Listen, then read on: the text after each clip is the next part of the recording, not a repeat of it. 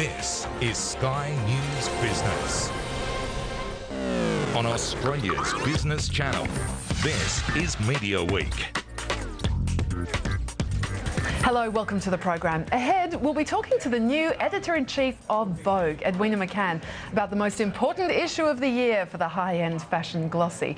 And post-Olympics, the real TV ratings battle resumes. We'll be looking through the big programming hopes.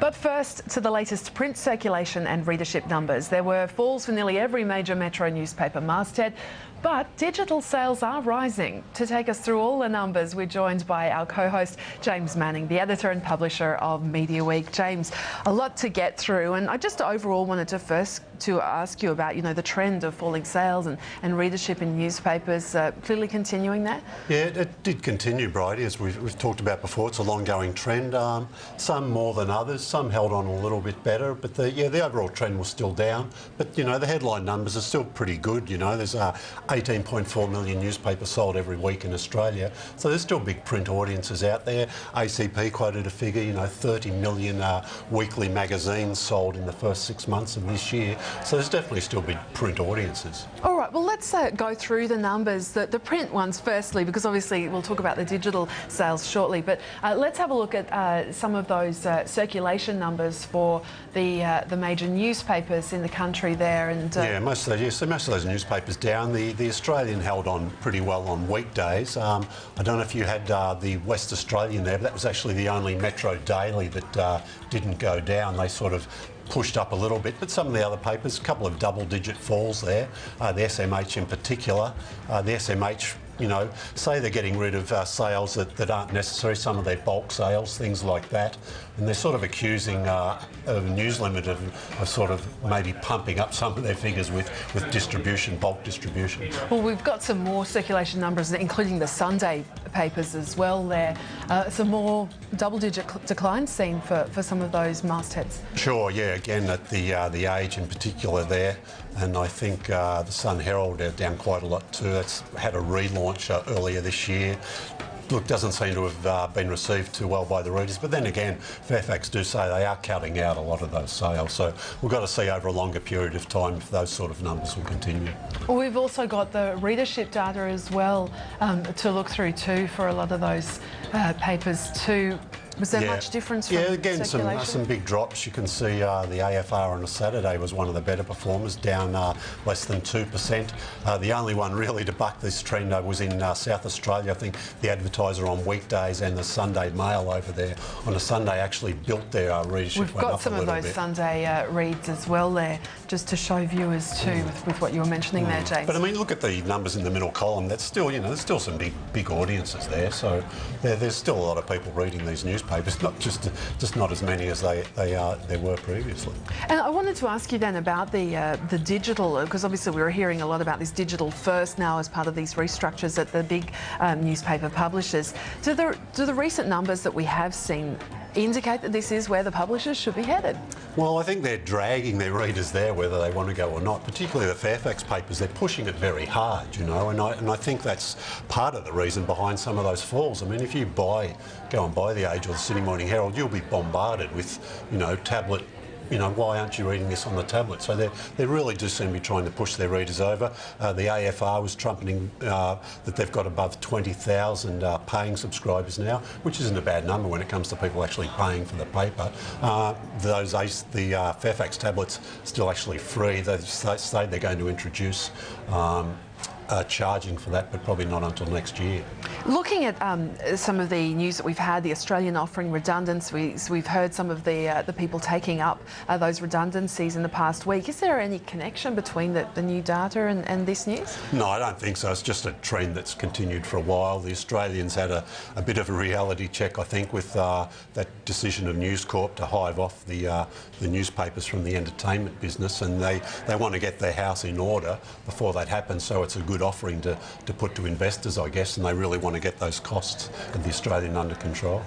Something that we didn't show here was how good the results were for a lot of the Adelaide newspapers, and there's been a new newsroom initiative launched. Yeah, they've gone to this new 7-day-a-week newsroom, if you like, where they pool all the journalists, work on the sort of one bunch of stories, if you like. So there's not separate reporters working there for the Sunday newspaper as there was in the past. Maybe even some separate ones for the Saturday edition. So you get you get a bigger resource of reporters, and soon they'll jump on any story and publish it, either decide whether it goes to digital or the next day's paper, whatever that paper is. They don't hold on to some stories for the weekend. All right, let's turn to the magazine numbers and have a look at the circulation figures first for the biggest selling magazines there. Certainly looking through some of these numbers there as well, we've also got some figures on the biggest rises in terms of percentage gains over the year, and also the biggest falls there in the bottom half of the screen as well. Yeah, we've seen before some of the specialist titles do very well. That one at the top there, Game Informer, that's a specialist gaming magazine. Our gaming expert at our magazine tells us that, yeah, look, it's an import from the States. It does very well. It's priced competitively. So a lot of specialist titles are doing well. We see Better Homes and Gardens there, holding up quite nicely, above 350,000. And I think we can turn and have a look at the readership as well for magazines from June, and there, as you were mentioning, yeah, look, the Weekly, most read magazine in Australia, pushing up close to 2.5 million readers now, so it's pretty good figures for that. And they're the biggest falls and rises in terms of percentage change as well, seen in readership. All right, let's just look now at some of the, I guess, the titles taking the biggest hits. What did you see? Was it again seen in sort of those men's areas? Yeah, the men's magazines have been doing it tough. Interestingly enough, the Foxtel magazine was down a bit, but I think it's because a lot of people are now just using the on-screen EPG, so they really don't need the magazine anymore. Some of the specialist titles, TV Week still, been doing a little bit hard. Again, people are choosing to use their EPG, maybe not so much turning to the magazine. Well, staying with magazines, and of course there has been some big changes in that sector this year, and probably the most high profile at Vogue, a global brand and arguably the most prestigious fashion glossy in the country. Edwina McCann was poached from Harper's Bazaar to replace longtime editor-in-chief Kirsty Clements. And Edwina joins us now here in the studio to talk about her first issue as editor-in-chief, and probably the most important of the year, the September issue. We've got a couple of copies here. Just firstly, I guess I wanted to ask you about your appointment, and you had worked at Vogue, 2 decades ago, and I guess did that sort of help lure you back? Oh, definitely. I started my career at Vogue almost 20 years ago, interestingly with my creative director, who's actually started with me yesterday. We worked our way up as fashion assistants, were there almost 7 years. So, I think once a Vogue girl, always a Vogue girl. It gets under your skin. You had some big wins at Harper's when you were there, and one of probably your most successful issues was one of your last, I think, the Nicole Kidman cover. Yes, the number I'm going to have to compete against, as I keep being reminded at work of. Yeah, it was hugely successful. It was an amazing sale. Obviously, I wasn't there until the very end, so I don't know where that figure ended up, but it certainly started off incredibly well.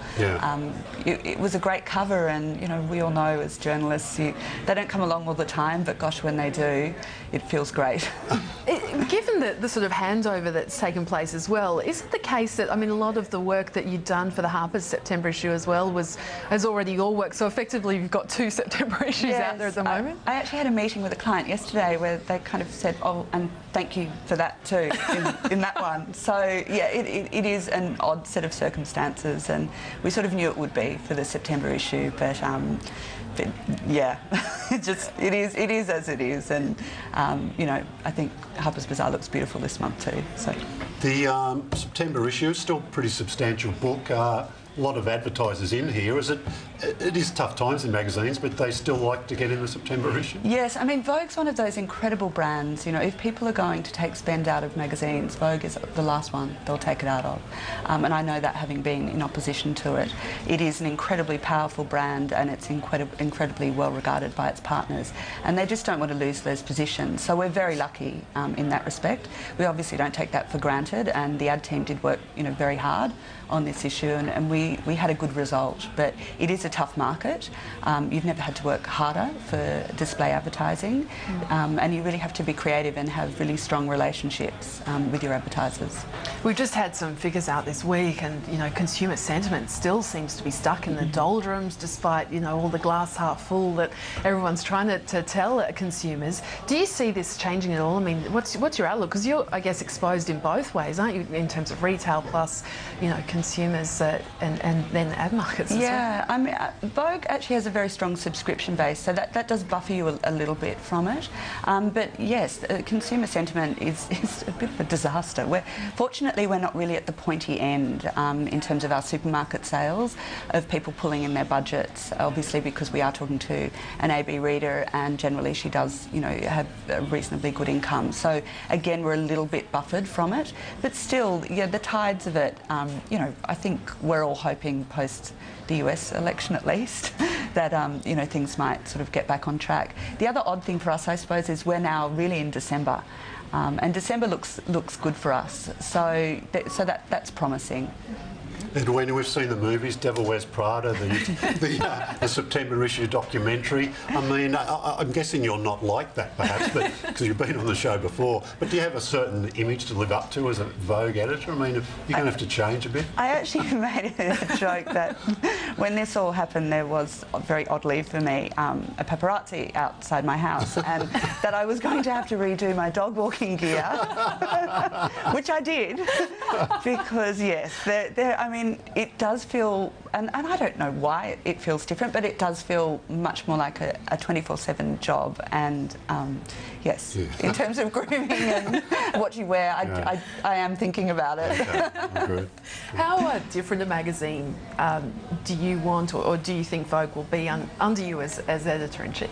I think, Vogue has an incredibly strong and long history in Australia, and I've actually spent the past week looking, I've actually hired a picture editor, which is part of our strategy behind the relaunch of Vogue.com.au, but she has also really opened up the archives to me, and it does have a really rich history, especially in journalism. I, interestingly, was looking for a piece on Anna Piaggi, who was a very well-known Italian fashion identity who sadly passed away a bit over a week ago, the same week as Robert Hughes. And in this 1991 issue of Vogue, I found there was actually a story of Robert Hughes in the same issue as well, which was incredible, but also interesting and a really great read. I mean, it was a good sort of 3,000-word piece.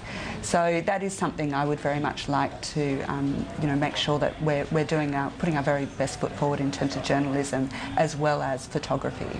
And I do think there is definitely opportunity for us to grow this title in terms of circulation. Certainly in a 30 to 35 plus market, I do think there are women there who are loyal readers if you get them, and I do think there's an opportunity to talk to them. Vogue in particular, thick glossy paper, great photography. Are magazines probably the most resilient form of print media, do you think? I do think so, because we do have a collectible sense to us, and people do like to have it on their coffee table. They like the physical magazine. I think there's also an intrinsic value in it, that it is an entry point luxury good as well. Vogue certainly is. So that is a huge advantage. However, we are certainly seeing increases in tablet sales as well. Our readers are the first taker-uppers of this type of technology, and they have the money to buy it. So I do think we'll be seeing an increase in sales there. I got an interesting tweet the other day, which was somebody said, I just downloaded Vogue Australia onto my iPad, ready for my 24-hour flight. And I was like, because we've always done very well in airports. So it will be interesting to see if we can start to sort of push those sales for those people getting on those long-haul flights in particular. Wow, and I was wondering about that, what you've been hearing back from your audience, because obviously, I mean, we've seen a number of events, obviously, as you mentioned there, the relaunch of, or the makeover, I guess, of Vogue.com.au, and also, of course, the online shopping night, which was held as well. I think we've got some footage of that too, obviously a very classy affair. It was hugely successful. It's a great